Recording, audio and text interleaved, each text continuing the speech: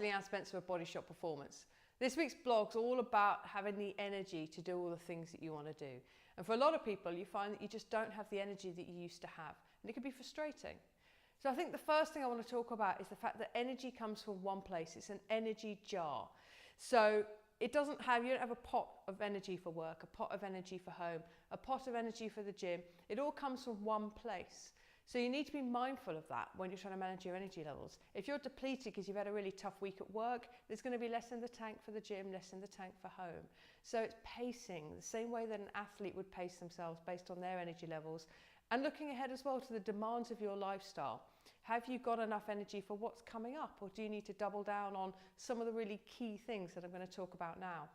So one of those is sleep. So it's about getting back to basics with your sleep, really. Are you getting enough sleep? And most of us, and that's the vast majority of us, need between 7 and 9 hours sleep. If you jump onto our podcast, Remove the Guesswork, on iTunes or our website, you'll see an episode recorded in the last couple of weeks with Dr. Greg Potter. And in that we talk about the amount of sleep that the typical person needs. So check that out. But getting back to basics and looking at your sleep routine, have you got a good routine that helps you to get ready for bed? Have you got a good routine in the morning that prepares you for the day? And are you physically getting enough hours sleep? That's really important. The other thing is nutrition. So nutrition is a key part of energy. We use food to energize ourselves. So eating the right kind of diet, make it personal to you. Don't eat a diet that works for the majority of people, but really make it personal. Do some tests, eliminate foods and bring them back in and see what works for you. But focus on eating lots of vegetables and avoiding foods such as refined carbohydrates and sugars, which are obvious energy depleters.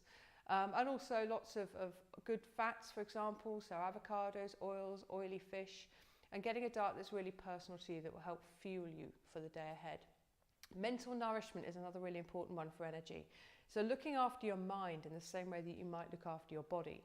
So one example of this is meditation, a mindfulness practice, but also just getting the mind stimulated with something that I call heartfulness. So this is practicing gratitude. It's doing something that you really loved. It's spending time with people you really love. It's focusing on heartfulness. So that's a really key one, I think, for energizing.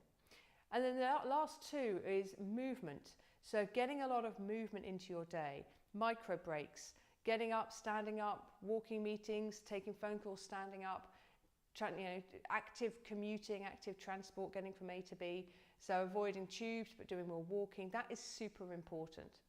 And the final thing is something I notice in myself, in people I know, and a lot of people I work with, which is overscheduling. So take a look at your diary. A quick way to energize yourself would be to go through and think, actually, not doing that, don't need to do that, can we postpone that, and create some pockets of space for yourself in amongst your schedule, and you'll find that that's hugely beneficial for creating more energy. I hope that's helpful. Let me know in the comments what you think of this post. If you've got any other suggestions, let me know what's worked for you, what hasn't, and above all, if I can help. That's it for now. Talk to you next week.